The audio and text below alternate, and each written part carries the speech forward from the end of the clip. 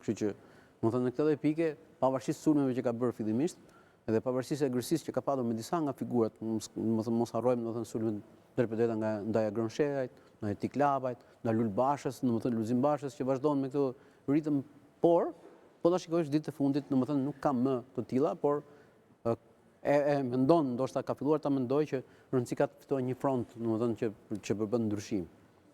Ti e përmendë pak më parë që për herë të parë edhe ata që merren vetëm me politikë janë të paqartë për ato që do të ndodhi me këto zgjedhje. Ndërkohë në Partinë Demokratike ka një tjetër pritshmëri, presin që do ndodhi diçka nga përtej oqeanit, që do vi diçka e madhe që andej, që do ketë diçka, thonë të gjithë. Këdo që të pyesësh thonë do ketë një gjë. Mendon që mund të ketë një gjë kaq të madhe sa për të përmbysur rezultatin nga Shtetet e Bashkuara? Jemi shumë vonë, besoj edhe sikur ta presi Trumpi zotin Berisha, domethënë për një arsye të thjeshtë. Ka shumë kohë që zoti Berisha e ka zhbërë non gratën në Shqipëri. Pra i ka humbur kuptimin non gratës. Domethënë dhe normalisht me këtë pikë domethënë unë mendoj që më shumë ka humbur Shqipëria sepse non grata dikur ishte një lloj vije e kuqe ku ne mendonim që po ta kaloj një politikan, domethënë e kishim si një shembull, domethënë që ti duhet të riqesh edhe mendoj që më shumë ka fituar mazhoranca, domethënë Rama sepse ka non grata si zoti Rakipi, Doshi apo Dako që janë motorra elektoral, domethënë dhe i ke parë sulme ndaj tyre më, sepse duke zhbërë Berisha non gratën, i la mundësinë atyre që të kthehen si promotor elektoral, domethënë për të fituar, domethënë në këtë lloj një të madh, dhe ata dëmtojnë më shumë opozitën.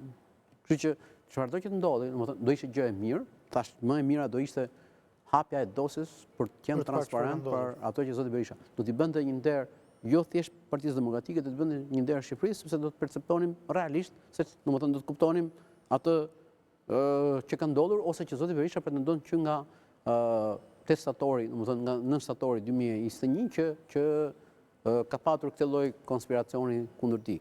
Mendon që do të ketë një mbështetje të hapur ndaj zotit Berisha gjatë këtyre ditëve të fundit fushatës nga zyrtarët e Partisë Republikane apo nga zyrtarët e lartë të Shtëpisë Bardhë?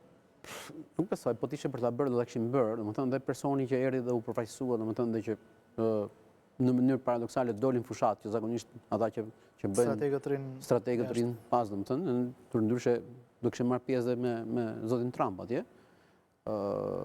Hyri në podium, domethënë, dhe ai në qendrimin e tij publike ka thënë që nuk përfaqëson qeverinë amerikane, pavarësisht se mund të ketë influencë ai Manafort dhe të tjerë, domethënë që po lobojnë, që mund të kenë influencë, po të kemi parasysh që Trump ka 300 avokat apo më shumë. Nuk e dim cili është pesha, domethënë reale, cila është pesha e tyre, cila është pesha e tjerëve. Një komponent tjetër i kësaj fushate është edhe betejë e brendshme në partitë politike, përveç betejës mazhorancë opozit. Për shkak të listave të hapura, secili nga ata që janë në listë hapur, qoftë nga Partia Socialiste, qoftë nga Partia Demokratike, po kërkon që të maksimalizojë votat, që të mund të zgjedhë deputet. Ku e sheh më tash për betejën në listën e Partisë Socialiste apo në listën e Partisë Demokratike mes vetes? Në listën e mazhorancës, sepse aty janë përmbjetesë, kush mund sfiton, ndoshta mund të marrë përfundimisht, domethënë përfundon karrierën politike. Është betejë ashpër në të gjitha, sepse është edhe hera parë që ka një konkurrencë fortë mes njëri tjetrit në grup, domethënë dhe e bën betejën më të ashpër, më të fortë, domethënë me këtë gjë. Por mendoj që mazhoranca e ka më shumë edhe për shkak të peshës që kanë figurat aty në raportin e listës hapur. Jo se nuk ka në opozitë, domethënë po të kemi parasysh dhe opozita ka figura si Meta, domethënë si që përfaqëson një parti vetë, Shpëtimi Drizë që përfaqëson prapë një grupim vetë, por janë figura si Jorita Tabaku, Ilir Ali Mehmeti, për shembull që BD-ja, por kanë gjithë partitë e tjera kanë këtë lloj beteje, por ata e kanë zgjidhur duke qenë gjithë në listë të hapur partitë e reja. Domethënë këtu është PDPS që e kanë lënë veten në këtë lloj pike që beteja për vendet bosh të jetë një luftë drejt për drejt dhe që e kanë shprehur shqetësimin të dy palët. Edhe PS-ja dhe PD-ja, domethënë dhe Rama dhe Berisha nuk është se domethënë e kanë shmangur shqetësimin e tyre se kjo luftë mund të çojë në dëmtim votash. Nga ana tjetër, pritshmëritë ishin që pas zgjedhjeve ata që do të mbeten jashtë, qoftë nga opozita apo qoftë nga mazhoranca, po kryesisht nga mazhoranca, sepse ka më shumë emra të rëndësishëm si zoti Braçe, zoti Majko, zoti Xhafa apo edhe zyrtarë të tjerë të lartë Partisë Socialiste, mund të krijohet një farë pakënaqësie. Është Donxhe, është Ervin Hoxha, është Mimi Kodeli, është, domethënë janë pothuajse janë është Gjaçka, më thënë është Lerina Gylameti, janë shumë, nga ata që kanë bërë karrierën në PS, domethënë. Nuk janë pak, domethënë nga këta. Nëse nuk do të rezultojnë fitues këta emra që ne përmendëm, rrezikon një përçarje në Partinë Socialiste nga këta të pakënaqur? Nuk shoh asnjë përçarje, vetëm nëse humb PS-ja, domethënë mund ndodhi kjo që mund t'i sulen. Nëse PS-ja fiton, ti je sigurt që janë në unitet rreth partisë, në rreth kryetarit. Nga ana tjetër, në Partinë Demokratike, po ashtu është e njëjta betejë, ka plot pakënaqur që janë në listën e hapur dhe nuk kanë nguruar të shprehin pakënaqësitë për faktin që janë lënë në listë të hapur, por megjithatë po e vazhdojnë fushatën. Do ta dëmtoj kjo Partinë Demokratike fakti që bëri një proces primares që edhe zoti Rama ja ka përmendur që ku i ketë partë e primareve në çdo qark që shkon pyet për të parin e primareve se ku është tani, duke përmendur rastin e Tiranës apo raste të tjera.